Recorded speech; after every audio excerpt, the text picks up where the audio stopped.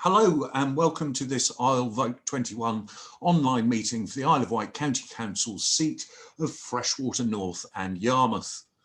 A brief word before we start for the benefit of the public. IsleVote21 has been formed with the sole purpose of enhancing democracy by providing an unbiased platform for candidates to represent themselves. We have no affiliations or funding, and no candidates are aware of the questions that will be asked before today's session, although a list of topics was distributed in advance to enable candidates to prepare. All 138 candidates in this year's election have been invited, either directly or via group and party leaders. The following candidates have been invited to the meeting today. That's Peter Spink, representing the Conservatives, and Daniel James, representing the Green Party. In attendance, we have Daniel James. Hello, Daniel. We should be with you very, very shortly. Hello. Candidates will be asked questions from our pool of questions, plus others that have been submitted by the public regarding island-wide issues and others regarding their specific locality. Candidates have been informed there is a 2-minute limitation on answers. I will raise my hand as we approach that cutoff and just request that the candidate finishes up as promptly as possible afterwards. Before we commence with the questions, if I can hand over now to Daniel for a personal statement. Over to you, Daniel. Thank you. My name is Daniel James. I've lived in Freshwater for 21 years and I've raised my family here. In 2017, I was elected as a parish councillor for Freshwater North, and I also stood in the county council elections that year, in which I received 43% of the vote. I'm standing for the county council again this year in 2021 for Freshwater North and Yarmouth, as the ward is now called. And I hope that you've seen some of my letters that have been going through your door boxes in the last couple of weeks. So people might be wondering why it's now Freshwater North and Yarmouth. And the reason is that the number of permanent residents of the area has declined, especially the number of young people and the young families. This has had quite a strong knock-on effect on the school situation. As you're probably aware, I was involved in a campaign to reorganise the schools in the West Wight, the primary schools, so that they would be sustainable and they would be operating in the future. There are now only about 500 primary school-aged children across the entire West Wight, and there are currently 5 school sites. And the problem is that the low numbers of pupils doesn't necessarily mean small classes. Small schools tend to have to put children across a broad range of age groups and abilities together in the same class because that's the way the funding works. And obviously that's not good for all of those children. The problem with housing, as I see it, is not a simple supply and demand problem. We could build all over the West Wight, all over the greenfield sites, and it still would never be enough because lots of people want to come and live here. The problem is really about affordability. At the end of the day, we all end up paying for housing. And that means that some people, unfortunately, end up renting for far longer than they should when they would ideally like to buy a house. That's not an easy problem to solve, but I think the county council has a role to play because it is, of course, our local planning authority and also involved in the provision of social housing as well and affordable housing. So I think that's a key issue, really, the schools, the housing, but also employment. The county council could do a lot more to enable employment. It owns quite a lot of land and it has a role to play in business development and regeneration. I would like to see the county council do far more for the West Wight. So just in 2 minutes, that's some of my main points. I would like you to vote for me, please, on the 6th of May. Please register to vote if you haven't done so already. You only have until Monday, the 19th of April to register, which you can do online at www.gov.uk. You only need your national insurance number. It only takes 5 minutes. So please vote for me, Daniel James, 6th of May for Freshwater North and Yarmouth. Lovely job. Thank you very much, Daniel. That's a very important point that you make there. register to vote, guys, because it's all very well sitting on the sofa complaining about the people who have been voted in. If you can't have your say yourself, you're not really in a position to be doing that. So the more people that vote, the better it's going to be for everyone. So you only have the chance once every 4 years as well. So exactly. Vote now or complain for 4 more years. Very, very important to do so. And yeah, thank you for bringing that up. We're going to go over to our pool of questions here. Now, and the first one that we have for you is, are there any personal projects that you envisage that you would pursue in a position in the council? Well, fortunately, being on the parish council, I've been able to pursue some of the projects that I talked about in 2017 through my parish council role and with the help of my fellow parish councillors. So that was gratifying. But there are some of the things that I talked about last time around that I haven't been able to achieve yet. And I really could do the county council to push them forward. So it would be, I'd really like to see a housing cooperative in the West Wight, ideally in Freshwater, where the most of the facilities are, the school and the sports centre, the doctors and so on. And that's because, as I mentioned in my intro, the problem with housing is not simple supply and demand. There are lots and lots of houses in the West Wight. It's quite large for a village, Freshwater. And as you'll see, there are more houses going up all the time. It's really a problem of affordability. And of course, young people, families who are renting, they're still paying for their housing. They're just doing it through a landlord. So if we had a housing cooperative, I think some of the local people who maybe don't have very high income would have a route through to a form of home ownership where they could have a genuine stake and they could actually invest for their futures. Because even with the private rental housing that's available, we've seen that the price is going up and up. It's now about £1,000 a month for a 3-bedroom house anywhere in the West Wight, minimum. And so if you have a young family and you have seasonal work or low wage work, it's very hard to make that sort of rent. And so I really feel that with all the social housing programs that have been already, and the principle of delivering affordable housing through new development is not really working for a lot of our local people, because the supply of rental housing at an affordable price is just not there. So I really think a housing co-op is the best solution, and I would really like to see that happen in the West Wight. Excellent.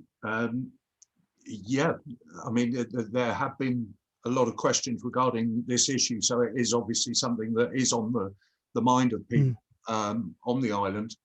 And yeah, rent is becoming extremely expensive, and buying a house is becoming an impossibility for a lot of younger people, or there's a lot of middle-aged people as well. You know, it's it's not getting any easier. So I mean, there's a lot of hidden homelessness on the island. There are people living on other people's sofas. There are lots of people living in caravans, in tucked away places. There are lots of people living in unsuitable accommodation, like old holiday chalets, outbuildings, sheds. I've even seen people living in, no better than shacks, really, going around the island.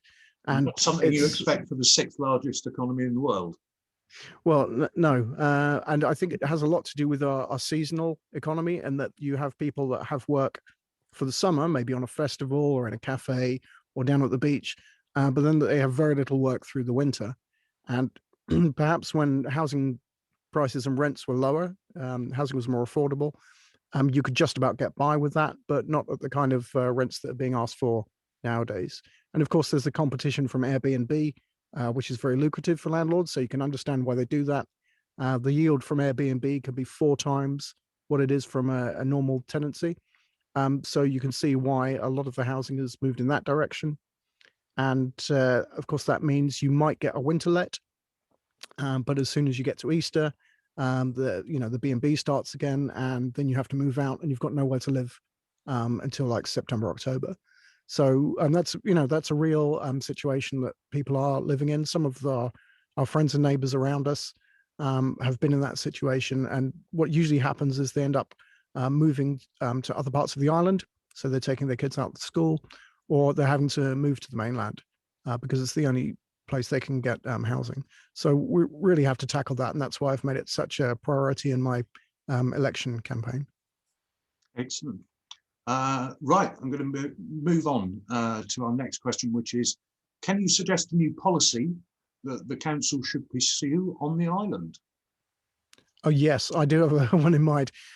You probably heard about the council having £100 million line of credit, essentially, to invest in commercial property, right, and then spending 35 million of that on the mainland and nothing at all on the island. And I would really like the council to invest in the island in future, which seems obvious, because if you're investing in other local authority areas, then the tenants of your property are paying business rates, and they're boosting the economy in those communities and not our own. And I really think that's a very short-sighted way just to look at it in terms of rental yield, and not of the bigger picture of all of the other benefits that come from investing in employment. The council owns, or has owned in the past, industrial estates like the one at Golden Hill, which was never fully finished. If you talk to local employers, it's really hard to find commercial space, especially large commercial space.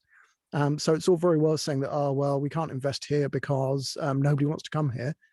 You do have to prime that by at least making the sites available. And part of the problem is that employment sites such as old factories are considered perfect for new housing. So let's, for example, say the West Wight Middle School site in the middle of Freshwater, that was knocked down a few years ago, and they put housing on the site. But of course, the school is an employment site. There are people that work there with earning good salaries, and they're going to spend that money in the local community. So every time you level an employment site to build more housing on it, you're further unbalancing the local economy away from jobs and towards more people. And of course, people need jobs. So I would really like to see the council, if there was one policy, it would have to be invest in the island, not in the mainland. The problem is that the money that has been invested in the mainland already might be quite difficult to extract, because although there is a rental yield from the £35 million investment in industrial units on the mainland, the capital values of those units might be very hard to realize if they were just to all be put up for sale. Obviously, COVID has hit employers very hard. It's very difficult now to sell things like town centre offices and retail units, because so many people are either working from home or shopping online. And so it's been a very precarious time to go and invest in commercial property. And my concern is that if the county council was to repatriate that 35 million back to the island for investment locally, it might end up losing a lot of money. And now we won't know that until the sites are revalued for the sort of capital value. But I fear that that 35 million is going to be locked away for a very, very long time, until the land values come back up to the price that was originally paid, if they ever do. So unfortunately, that money might be beyond our reach, but that doesn't mean we can't invest in the island in future. A very good point. Yeah, I think a lot of people were scratching their heads of why investment money should be put somewhere else. I'm sure there were reasons. There's no one here to tell us why. We can only guess. But yes, I thoroughly agree with you. Well, if you look at yield, a commercial landlord is going to make more in a city like Oxford or Southampton than they are in Freshwater. But as I said, that's not the only criteria for investment, because there's a wider implication to that. If you have more people earning, more people paying their own council tax instead of being on benefits, more people like able to go and spend money in the cafes and the shops and the, all of the restaurants and things like that on the island. That all creates a buzz. I mean, I think it was a great missed opportunity when the Navitas Bay offshore wind farm was denied planning permission. I think it was by Bournemouth Council, was the authority there. But the plan originally was to have the engineers for that wind farm based on the island and operating out of Yarmouth Harbour. Now that would have created a really strong jobs boost for the area. Potentially 100 or more skilled jobs for people working in offshore wind, but it didn't happen for planning reasons. So that's an example of a missed opportunity. We could have, there's no reason why we couldn't have, high skill employers paying good wages in the West Wight like we've had in the past. Yeah, definitely. I'm going to move down to our next question here, which is: we cannot escape the fact that services cost money and budgets are severely constrained. Outside of the statutory services, which services would you be looking to prioritise? Well, outside of the statutory services, I think actually health and well-being is really important. I think it's fairly in does actually reduce illness and long-term health problems, as well as chronic illness. So I would really like to see the county council support the West Wight Sports and Community Centre. A lot of people might not know this, but our sports centre is an independent charity. It's not operated by the county council. And a few years ago, the county council withdrew all the funding from the West Wight Centre. And Freshwater Parish Council, and I believe other organisations too, have stepped in to help fill the gap. But we have such a good sports centre with the swimming pool and all the new facilities like the rock climbing and all kinds of other things that they do there, the gym and all of the other sports. And I really think that the county council should level the playing field and put some money in there, like it used to. It does support its other sports centres that the county council owns, like the one at Medina and the Heights in Sandown.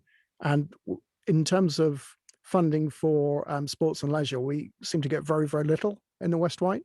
And I think the least they could do is, at least on a pro rata basis, admittedly there are fewer people living in Freshwater than there are, say, Sandown, but they could actually recognise that people in Freshwater pay their council taxes too, and they actually deserve some sports and leisure provision. So I think, from the recreational point of view, it's great, but the health benefits of active lifestyles are so important for our well-being as a community that I really think that's something that's, it may not be statutory, but I think it's more than a worthwhile investment. Yeah, definitely.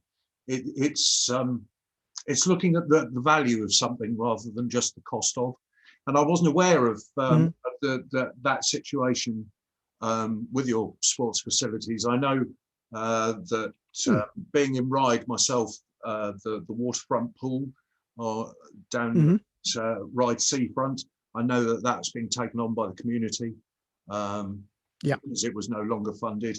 And yeah, I think especially in these times as well, we've become very aware that physical exercise is very important for mental health. Oh, absolutely. So yeah, let's try and stay on top of that from a community point of view. Right, I'm going to the sports and community centre. Sorry, sorry, I was just going to say the sports and community centre has another function which I forgot to mention, which is it's provided so many social facilities and community care facilities during the pandemic. It's been the base for our sort of emergency response in the West Wight, providing meals for people that can't get their own food, all kinds of support services, which I think they really deserve a pat on the back for. And unless you've actually been in receipt of one of those services, you may not know that they've been doing that. But they've done an absolutely brilliant job in the community centre there. So yeah, all the more reason to get more support from the county, I think. Definitely. I mean, this period of time that we've just been through, a lot of charities and support services really have stepped up and are supporting the rest of the country and the services which would have been in place there previously. So yeah, they definitely do deserve the pat on the back, like you say. Right, move down here to the next one, which is, what could the council do to inspire residents to take more pride in the Isle of Wight? That's an interesting one. I think more pride. I think many of us are very, very proud of the island. I think the council could do more in terms of community education for the people who are new arrivals and also for our tourists, because we have such a strong history and a wealth of history. Is an absolute abundance of it. It's everywhere you look, from the old buildings to the historic events. I think I would like to see more from the council in that sort of local history, community education sphere. I mean, we have a heritage centre in the West Wight now that's in the avenue opposite the Memorial Hall. You've got Dimbler Lodge, of course, which is a great photographic museum and has other displays on local history, like the festival history and so on. And I think there are people moving to the West Wight all the time from the mainland or coming back from places abroad where they've lived. That's seems to be quite a big thing. And so I think there should be more to just give people that sense of place. And I noticed that there are projects ongoing, like celebrating Robert Hooke, for example, Freshwater's famous scientist, and things of that nature. And I just engaging those sort of new people with the history, so that they don't just think it's a nice view, it's a nice looking place, but there's actually so much going on. And I think the more you get involved with community history and that kind of thing, the more you feel that sense of belonging and that sense of place. So, and yeah, pride, I think. So, I mean, I went to a talk about the archaeology of freshwater with Dr. Ruth Waller. That was fascinating. I didn't realize that there were people living in freshwater in the Stone Age up to 400,000 years ago. Yeah. People think like way before the Ice Age. They and underwater settlement, didn't they? Which they think is one of the oldest settlements. Yeah, off of Britain. Boldner. Yeah, absolutely incredible. Yeah, and it's mind blowing, really. Yeah.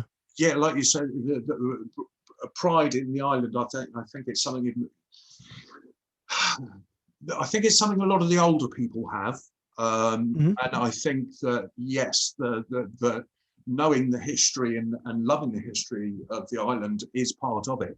I think a lot of the younger people, on the other hand, grow up in a situation where they can't wait to get off the Isle of Wight because they consider it a bit of an embarrassment. Well, you know, oh, we've only just got Starbucks. We've got no entertainment. Well, no one's had any entertainment for the last year, but obviously there's been a decline in those sort of things. And I think young people want to escape, but then as they get older, they develop pride in the island because it is an absolutely beautiful place. It is steeped in history. So, yeah, I think pride comes a little bit with age, and obviously you're going to lose younger people to higher education because we can't provide that here. But it would be nice to see the possibility for some of them coming back. So, yeah. Yeah, I think teenagers are the same all over the world. You know, they're always like, oh, this place is rubbish. But, you know, you've got like world-class music festivals on your doorstep that you can just walk in and out of. You've got surfing, mountain biking, horse riding, skateboarding. You've basically got it all, I think, really on the island. And it's really funny when young people say that kind of thing, because if they lived somewhere else, they might appreciate it. And we see that a lot of people, when they have started their careers, they want to move back. And of course, things like broadband, which I was involved in, as a volunteer, helping to bring broadband to Freshwater back, 20 years ago. That's made such a big difference to the ability of our sort of younger people to, once they've got their skills and they've done their traveling, to actually come back and start a family, and send their kids to the local schools and things like that. So it's a lot more. It's a lot more going on than people might imagine if they grow up here. But I think you take it for granted, having like 3 beaches within walking distance. There are people who would love to have that. And I think it's only when you move away for a while that you realize that you've got to come back. So that gives me great hope for the future if we can resolve the housing issues that I was talking about, because, there's only so much you can do in the current market. You can't blame people for selling their own homes to the highest bidder when they move away or pass on. So that you can't do much about, but there are, I'm sure, more imaginative ways we could tackle the housing issues. Lovely, thank you very much. Right, I'm going to move down to the next one. We're into the public questions here. And the first one I have is, how would you work to encourage less reliance on motor vehicles and develop more sustainable methods of transport on the island? Well, this is a very important issue, because our roads are not really built to carry large volumes of traffic.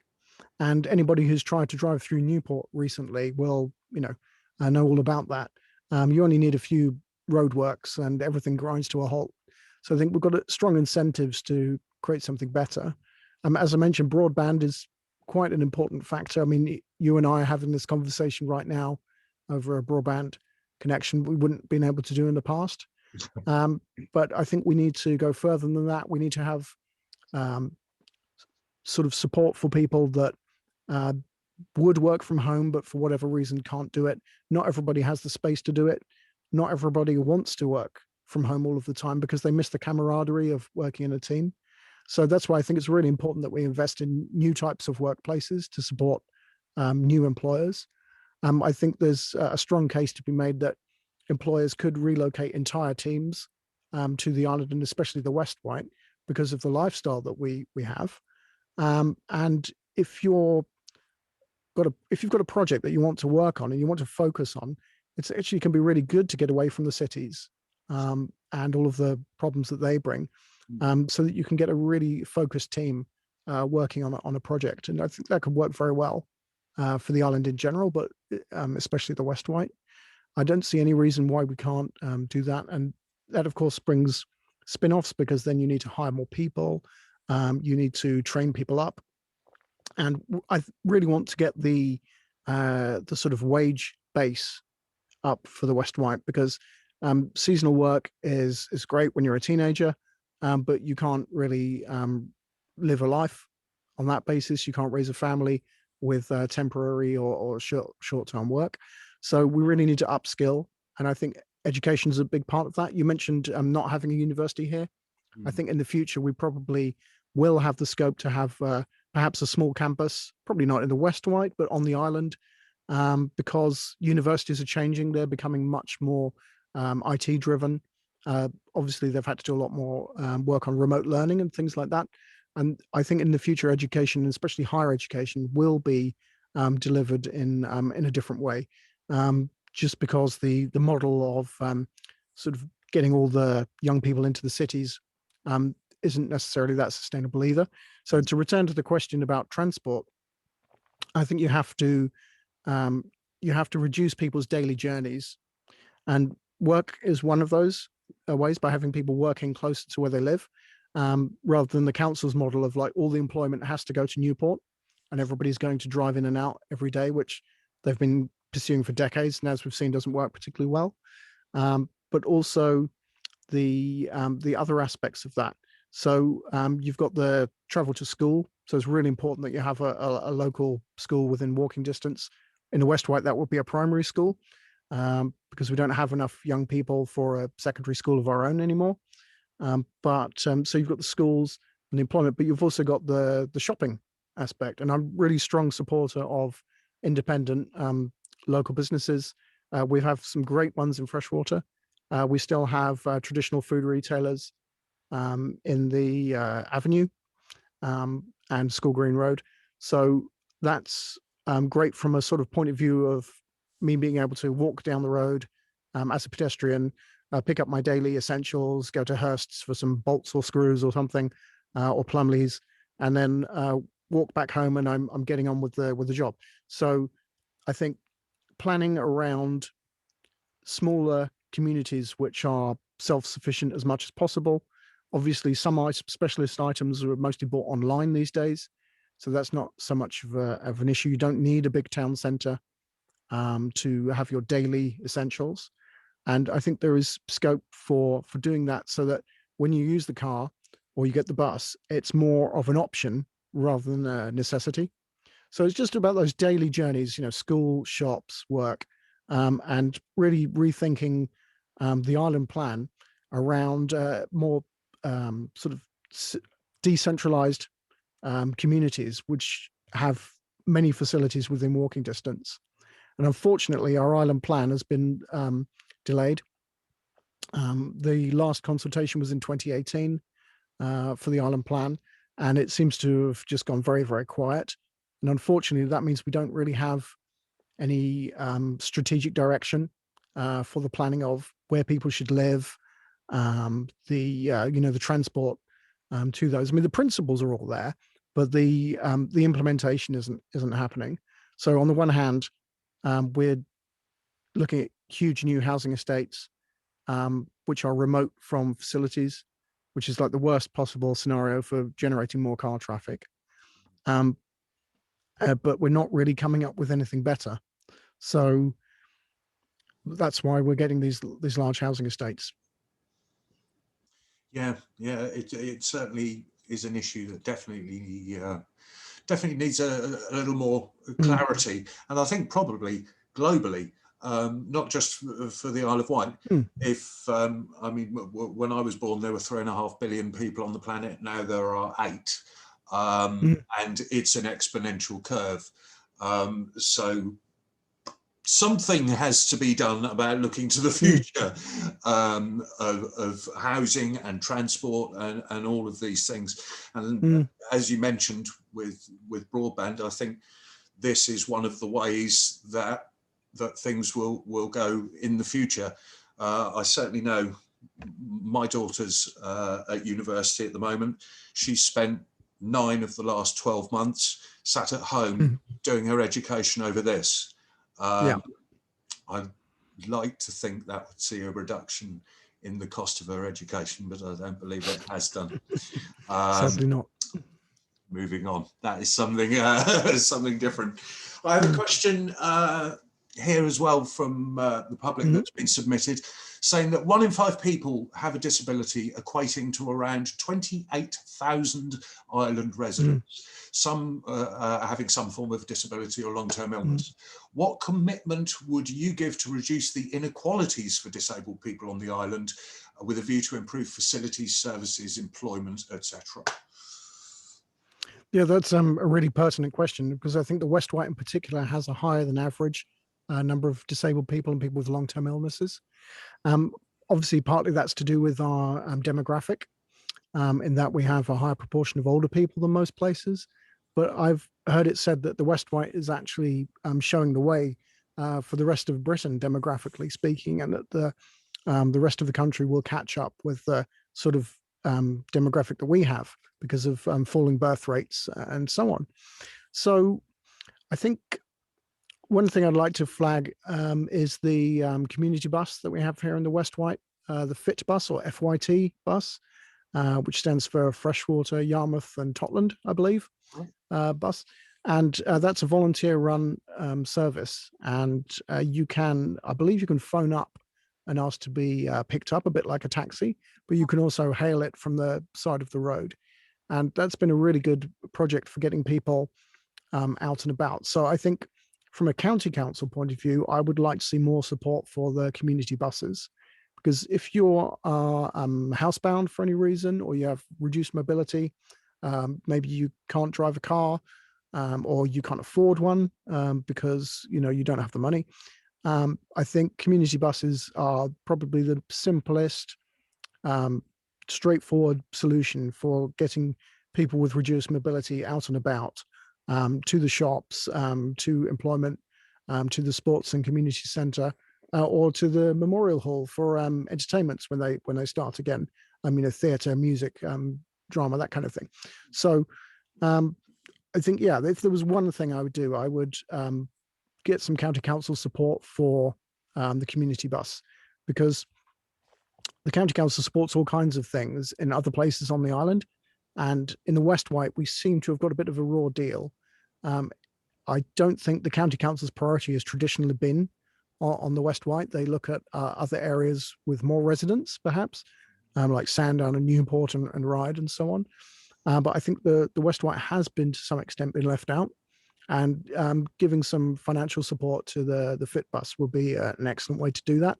I believe they are trialing, they're planning to have an electric bus soon as well, which would be a really good thing for the community.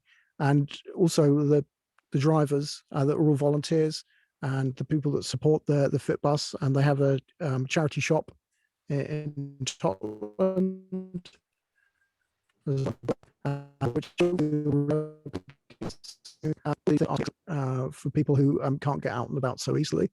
But also there are a myriad of other services that people need. And again, I have to highlight the Sports and Community Centre, some of the classes that they've put on, like the aquafit classes, or sort of rehabilitation kinds of exercises and things like that. And, just the brilliant services that we have in the West Wight, which I think more people should be aware of and take advantage of. Yeah, I mean, the Fit Bus is something that, again, I wasn't aware of. Saying that, I am all the way over in Ryde. You would probably never need to get I mean, Fit Bus, in Isle of Wight distances, that's nearly as far as you can get. And like you say, I think that the West Wight has always had that slight sort of disconnect from the rest of the island, and it is something that needs to be addressed. There are people there, and yeah, thank you very much for trying to represent these people as well. Right, we're going to move down. This one's quite a wordy one, and okay. We've touched on some of it anyway, but it is one that's come from your area, so I'll put it to you. Okay. We've received many questions on housing. There is need for homes on the island to address the shortage of housing that matches the local situation. And there obviously is an environmental cost that comes with every new house built. How should the council, within the bounds of its powers, seek to create more homes for islanders whilst balancing the environmental costs of more building? Like I say, it's something we've touched on a little bit, but if there's anything more you'd like to say around it, then... Yeah, I think that the council has a big role to play in this, because they are obviously the local planning authority. So they set policy for where houses should be built and how how big they should be, that kind of thing. They also have a role in collecting money from housing developers to spend on affordable housing, which is very low on delivery. The council has its own targets for the number of affordable houses that should be built, and they're not reaching them. To answer the question about how we provide more homes but without more environmental impact, I would say that there are some houses in very poor condition. So to give an example, if you've got a concrete holiday chalet, maybe built in the 1950s, that's a single breeze block wall, it might be more energy efficient to knock it down, because those things use so much energy to try and keep them warm during the winter. And they often very damp as well, because they were never really built properly. They were only ever really meant for summer occupation. And because of the housing issues that we have, more and more people are living in those kind of buildings all year round. And I think there is a case, if they can't be retrofitted, then just to start again. Another thing we can do is some of the bungalows that are on quite large footprints, because land wasn't as valuable when they were built. You can actually build up. You can put on an extra story if they're building strong enough to take it, or again, start with a new building. And because of the issues of transport being close to the village centres, so that people can, get their daily requirements on foot or by bicycle, then we also need to just keep the villages compact and make sure that people can, if they're able to walk, if they're able-bodied, then they have that option to just walk into the village and buy some bread, buy some milk, whatever they need to do. Take the kids to school. One of the great things about All Saints in Freshwater, when it was still operating as a school in its own right, was in the mornings used to see a couple of hundred children and parents all walking to the school. And that was because it's so well situated in the center of the village. You can walk to the All Saints site from most parts of Freshwater relatively easily. And there are even traffic-free paths as well, so you can take your kids without worrying about the traffic. So I think the urban design aspect is really important. There are still plenty of places where we could build up. Most houses in Freshwater are only 1 or 2 story. There is a lot more that could be done, like the development at Whitmore Court, which is next to Sainsbury's. That is 3 story in places, and there's loads of brand new flats there. So it can be done with the right approach. And at the end of the day, we all need somewhere to live. So I think in a nutshell, it's keep the people close to the village centres and build up and obviously increase the energy efficiency.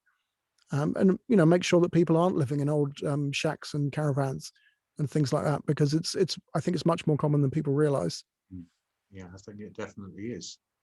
Right, I'm going to move on. There's one question that we have asked everyone attending the meetings. I'm going to put that one to you now, just to finish off with our questions. And that is, knowing your local community as you do, what local issue would you like to address that you know is of concern to your residents? I think, this is more of a topical issue, but the proposal that the council has been backing for motorcycle racing. I'm not against motorcycle racing on the public roads per se. I'm skeptical about the claim that it can be made safe, or that there will be wider economic benefits. And I understand from the latest news is that the races have been postponed for 2021, but they may well be coming back next year. So I think if the organisers were to say, well, motorcycle racing is dangerous, we will probably not be putting a lot of money into the local economy, but we want to do it anyway, I would understand that. I would have more respect for that.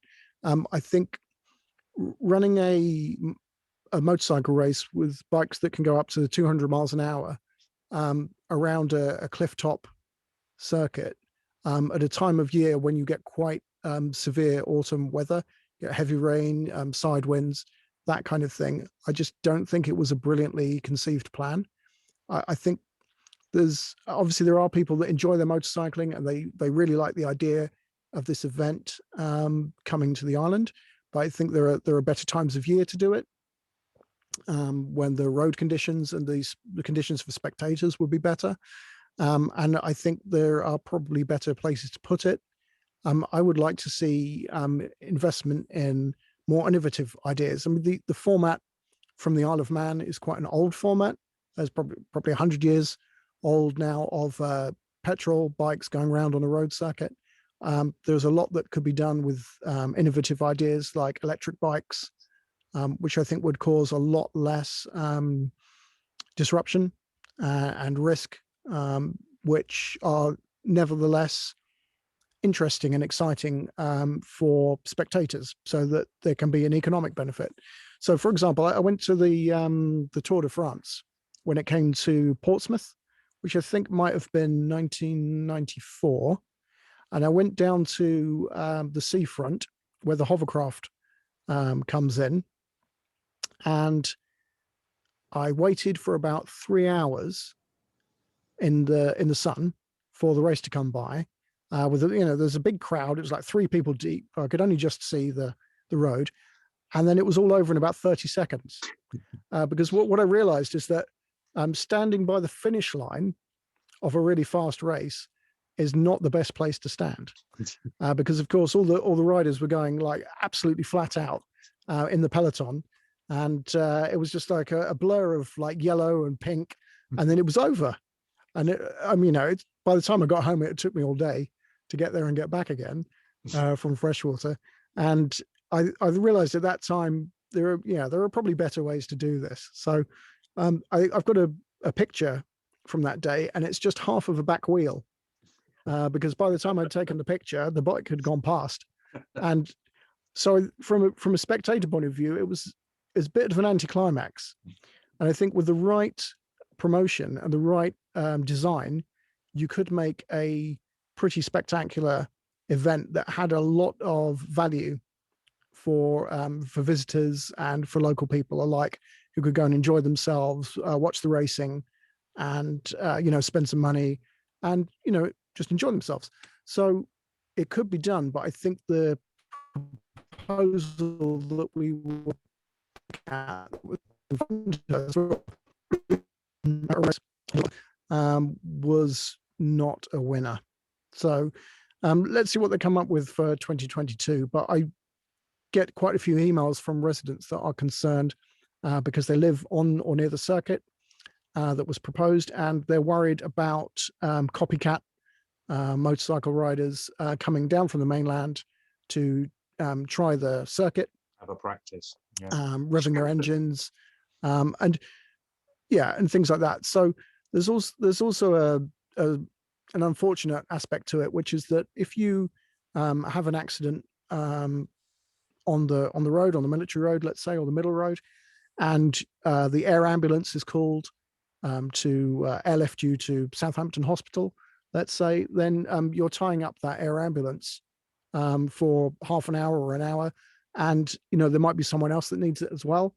So while I understand that you can use things like air ambulances to help people, there aren't that many of them. As far as I know, there's only one that covers the island, and so if it's somebody who's hurt themselves because they've come to the island for the day to try the race circuit, they might be helped by that facility. But as I say, it's a scarce facility, and there might be someone else who's ill in some other part of the island that needs that. And so I really don't think it's a good idea to encourage more people for that kind of motorcycle tourism at the same time as we're trying to promote the natural aspects of the island. So if you're walking up to over the golf course in the direction of Bryston, or you're walking along the sort of the water side towards Compton, you don't necessarily want a succession of like noisy motorcycles spoiling your nice sunny afternoon.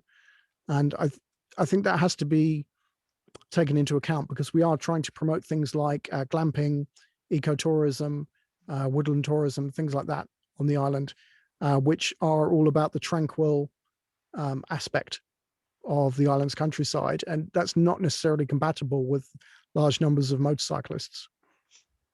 So you can have one or the other, but I think we've already set a direction for the island in terms of high value tourism, glamping, and so on. And of course, with the biosphere status that the island has as well, I just don't think you can please everybody. And I think we should kind of stick with the path that we've already started on, which is to create an eco-friendly tourism destination. But yeah, pleasing everyone is something that we're never going to be doing, is it? Right, Especially not on a small island.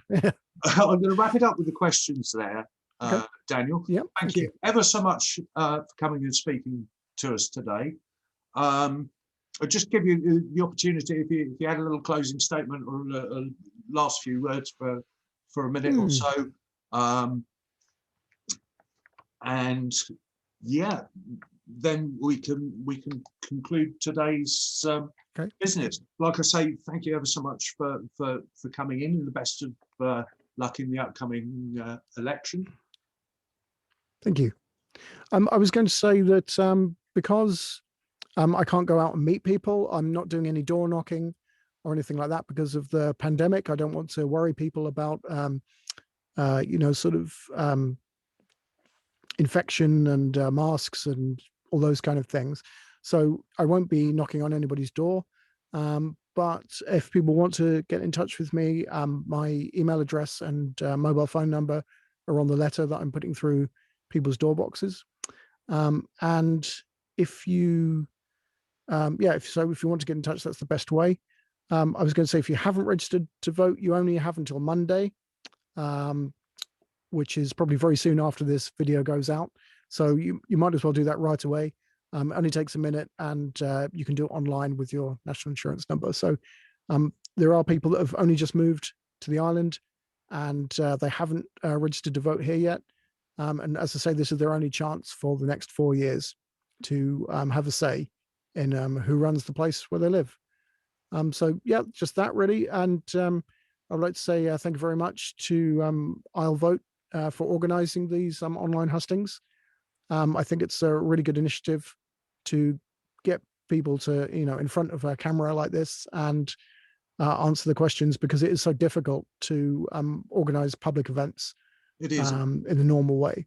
Great. So I really appreciate that. Leaflet. So yeah, what we'll do as well, we'll put your email address down in the description below this video. Like I say, thank you very much for joining us. The best of luck, and thank you. Thank you. Cheers, Daniel. Bye-bye. Well, thank you very much. Bye.